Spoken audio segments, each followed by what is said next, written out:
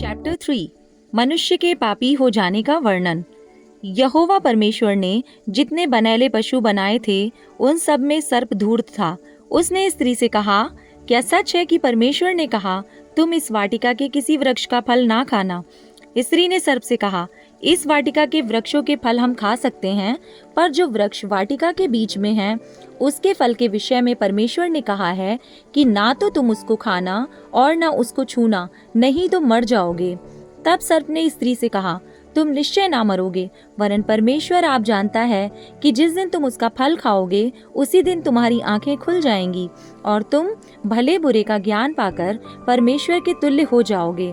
अतः जब स्त्री ने देखा कि उस वृक्ष का फल खाने के लिए अच्छा और देखने में मनभाव और बुद्धि देने के लिए चाहने योग्य भी है, तब उसने उसमें से तोड़कर खाया और अपने पति को भी दिया, और उसने भी खाया। तब उन दोनों की आंखें खुल गईं और उनको मालूम हुआ कि वे नंगे हैं, इसलिए उन्होंने अंजीर के पत्ते जोड़ जोड़ कर लंगोट बना लिए। तब यहोवा परमेश्वर जो दिन के ठंडे समय वाटिका में फिरता था का शब्द उनको सुनाई दिया। तब आदम और उसकी पत्नी वाटिका के वृक्षों के बीच यहोवा परमेश्वर से छिप गए।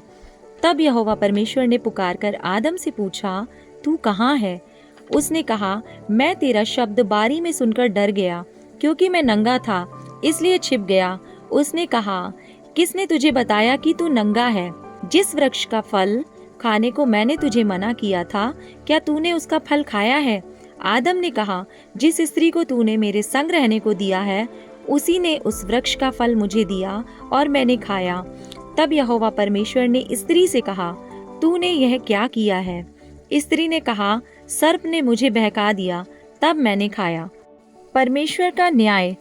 तब यहोवा परमेश्वर ने सर्प से कहा, तूने जो यह किया है इसलिए तू सब घरेलू पशुओं और सब बनैले पशुओं से अधिक शापित है। तू पेट के बल चला करेगा और जीवन भर मिट्टी चाटता रहेगा। और मैं तेरे और इस स्त्री के बीच में और तेरे वंश और इसके वंश के बीच में बैर उत्पन्न करूंगा। वह तेरे सिर को कुचल डालेगा और तू उसकी एड़ी को डसेगा। फिर स्त्री से उसने कहा, मैं तेरी पीड़ा और तेरे गर्भवती होने के दुख को बहुत बढ़ाऊंगा। तू पीड़ित होकर बालक उत्पन्न करेगी और तेरी लालसा तेरे पति की ओर होगी और वह तुझ पर प्रभुता करेगा। और आदम से उसने कहा, तूने जो अपनी पत्नी की बात सुनी और जिस वृक्ष के फल के विषय में मैंने तुझे आज्ञा दी थी कि तू उसे ना खाना, उसको तूने खाया है, इसलिए भूमि तेरे कारण शापित है। तू उसकी उपज जीवन भर दुख के साथ खाया करेगा और वह तेरे लिए कांटे और ऊंट कटारे उगाएगी और तू खेत की उपज खाएगा और अपने माथे के पसीने की रोटी खाया करेगा और अंत में मिट्टी में मिल जाएगा, क्योंकि तू उसी में से निकाला गया है। तू मिट्टी तो है और मिट्टी ही में फिर मिल जाएगा। आदम ने अपनी पत्नी का नाम हव्वा रखा, क्योंकि जितने मनुष्य जीवित हैं उन सब की आदि माता वही हुई। और यहोवा परमेश्वर ने आदम और उसकी पत्नी के लिए चमड़े के अंगरखे बनाकर उनको पहना दिए। वाटिका से निकाला जाना। फिर यहोवा परमेश्वर ने कहा, मनुष्य भले बुरे का ज्ञान पाकर हम में से एक के समान हो गया है, इसलिए अब ऐसा ना हो कि वह हाथ बढ़ाकर जीवन के वृक्ष का फल भी तोड़ के खा ले और सदा जीवित रहे। इसलिए यहोवा परमेश्वर ने उसको अदन की वाटिका में से निकाल दिया कि वह भूमि पर खेती करे जिसमें से वह बनाया गया था। इसलिए आदम को उसने निकाल दिया और जीवन के वृक्ष के मार्ग का पहरा देने के लिए अदन की वाटिका के पूर्व की ओर करूबों को और चारों ओर घूमने वाली ज्वाला में तलवार को भी नियुक्त कर दिया। चैप्टर 4 कैन और हाबिल। जब आदम अपनी पत्नी हव्वा के पास गया तब उसने गर्भवती होकर कैन को जन्म दिया और कहा, मैंने यहोवा परमेश्वर की सहायता से एक पुरुष पाया है। फिर उसने उसके भाई हाबिल को भी जन्म दिया। हाबिल भेड़ बकरियों का चरवाहा बन गया, परंतु कैन भूमि पर खेती करने वाला किसान बना। कुछ दिनों के पश्चात कैन यहोवा के पास भूमि की उपज में से कुछ भेंट ले आया और हाबिल भी अपनी भेड़ बकरियों के कई एक पहलौठे बच्चे भेंट चढ़ाने ले आया और उनकी चर्बी भेंट चढ़ाई। तब यहोवा ने हाबिल और उसकी भेंट को तो ग्रहण किया, परंतु कैन और उसकी भेंट को उसने ग्रहण ना किया। तब कैन अति क्रोधित हुआ और उसके मुंह पर उदासी छा गई। तब यहोवा ने कैन से कहा, तू क्यों क्रोधित हुआ और तेरे मुंह पर उदासी क्यों छा गई है? यदि तू भला करे तो क्या तेरी भेंट ग्रहण ना की जाएगी? और यदि तू भला ना करे तो पाप द्वार पर छिपा रहता है और उसकी लालसा तेरी ओर होगी और तुझे उस पर प्रभुता करनी है। तब कैन ने अपने भाई हाबिल से कुछ कहा, और जब वे मैदान में थे तब कैन ने अपने भाई हाबिल पर चढ़कर उसे घात किया। तब यहोवा ने कैन से पूछा, तेरा भाई हाबिल कहाँ है? उसने कहा, मालूम नहीं, क्या मैं अपने भाई का रखवाला हूँ? उसने कहा, तूने क्या किया है? तेरे भाई का लहू भूमि से मेरी ओर चिल्लाकर मेरी दुहाई दे रहा है। इसलिए अब भूमि जिसने तेरे भाई का लहू तेरे हाथ से पीने के लिए अपना मुंह खोला है, उसकी ओर से तू शापित है। चाहे तू भूमि पर खेती करे तो भी उसकी पूरी उपज फिर तुझे ना मिलेगी, और तू पृथ्वी पर भटकने वाला और भगोड़ा होगा। तब कैन ने यहोवा से कहा, मेरा दंड सहने से बाहर है। देख, तूने आज के दिन मुझे भूमि पर से निकाला है, और मैं तेरी दृष्टि की आड़ में रहूंगा और पृथ्वी पर भटकने वाला और भगोड़ा रहूंगा, और जो मुझे पाएगा मुझे घात करेगा। इस कारण यहोवा ने उससे कहा, जो कोई कैन को घात करेगा उससे 7 गुना बदला लिया जाएगा। और यहोवा ने कैन के लिए एक चिन्ह ठहराया, ऐसा ना हो कि कोई उसे पाकर मार डाले। कैन के वंशज। तब कैन यहोवा के सम्मुख से निकल गया और नोद नामक देश में, जो अदन के पूर्व की ओर है, रहने लगा। जब कैन अपनी पत्नी के पास गया तब वह गर्भवती हुई और उसने हनोक को जन्म दिया। फिर कैन ने एक नगर बसाया और उस नगर का नाम अपने पुत्र के नाम पर हनोक रखा। हनोक से इराद उत्पन्न हुआ, और इराद से महुयाएल उत्पन्न हुआ, और महुयाएल से मतुशाएल, और मतुशाएल से लेमेक उत्पन्न हुआ। लेमेक ने 2 स्त्रियां ब्याह लीं, जिनमें से एक का नाम आदा और दूसरी का नाम सिल्ला था। आदा ने याबाल को जन्म दिया। वह तंबुओं में रहना और पशु पालन करना, इन दोनों रीतियों का प्रवर्तक हुआ। और उसके भाई का नाम युबाल था। वह वीणा और बांसुरी आदि बाजों के बजाने की सारी रीति का प्रवर्तक हुआ। और सिल्ला ने भी तूबल कैन नामक एक पुत्र को जन्म दिया। वह पीतल और लोहे के सब धार वाले हथियारों का गढ़ने वाला हुआ। तूबल कैन की बहन नामा थी। और लेमेक ने अपनी पत्नियों से कहा, हे आदा और हे सिल्ला, मेरी सुनो। हे लेमेक की पत्नियों, मेरी बात पर कान लगाओ। मैंने एक पुरुष को जो मुझे चोट लगाता था, अर्थात एक जवान को जो मुझे घायल करता था, घात किया है। जब कैन का बदला 7 गुना लिया जाएगा तो लेमेक का 77 गुना लिया जाएगा। शेत और एनोश।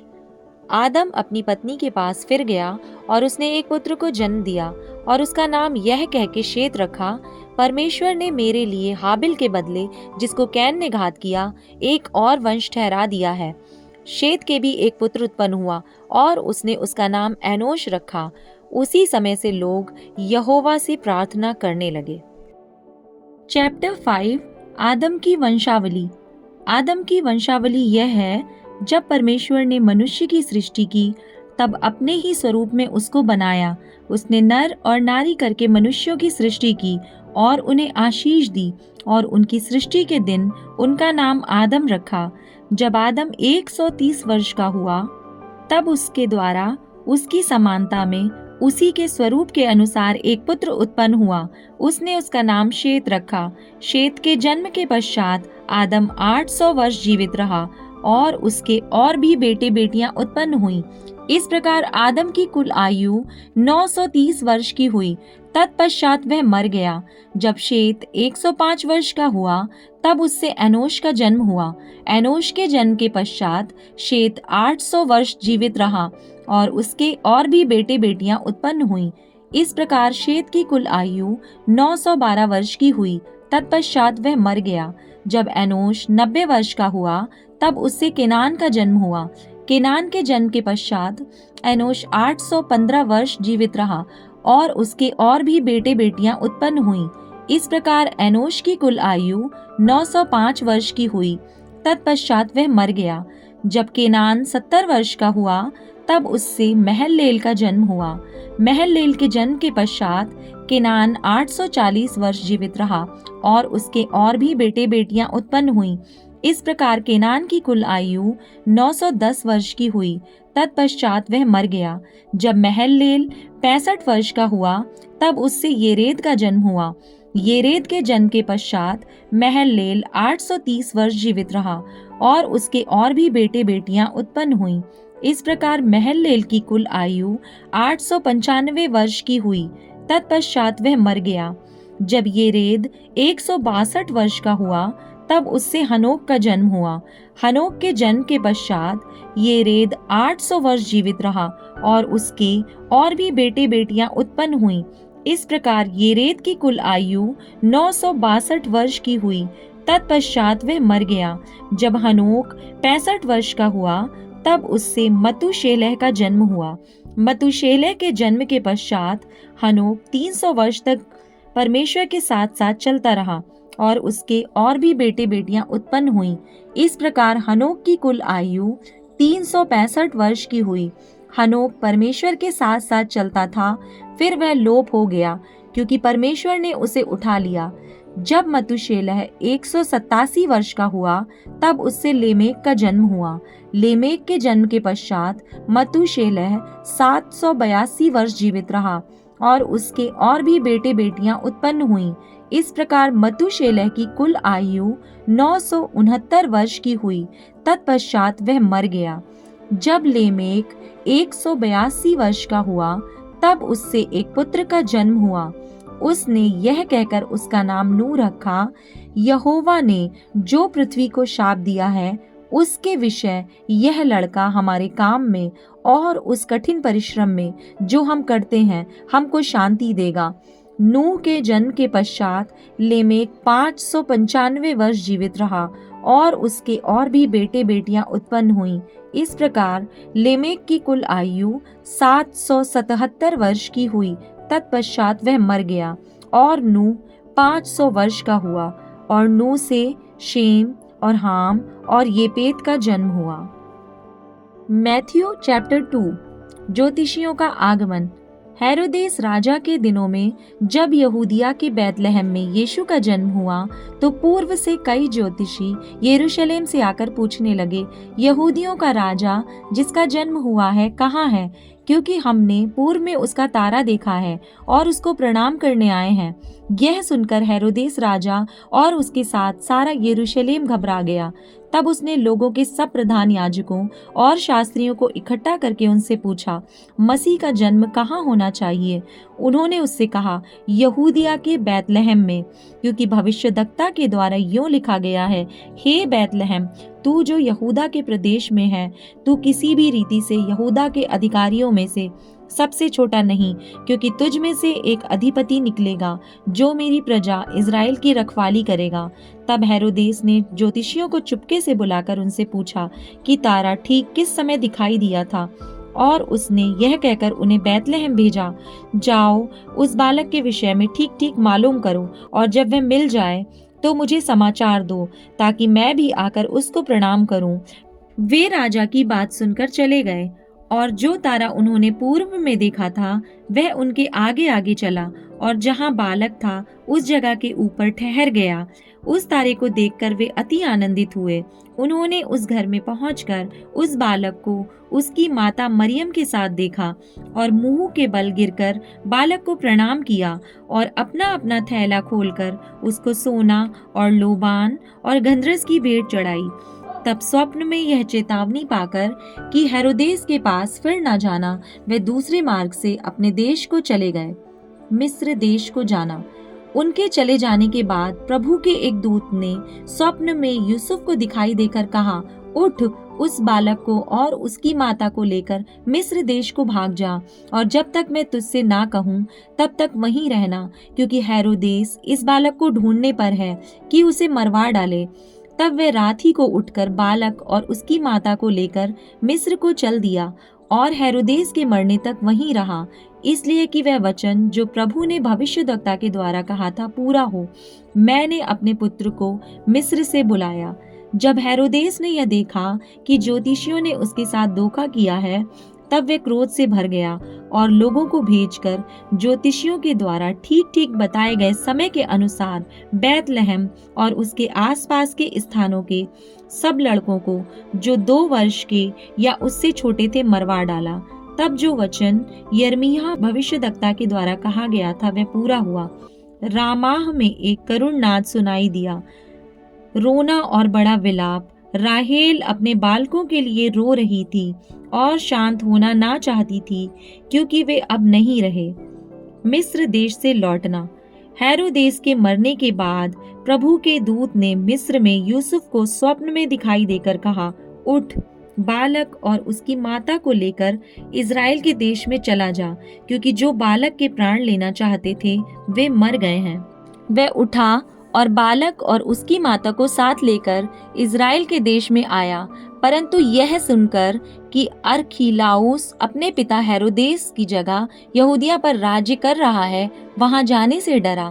फिर स्वप्न में परमेश्वर से चेतावनी पाकर गलील प्रदेश में चला गया और नासरत नामक नगर में जा बसा, ताकि वह वचन पूरा हो जो भविष्यद्वक्ताओं के द्वारा कहा गया था, वह नासरी कहलाएगा।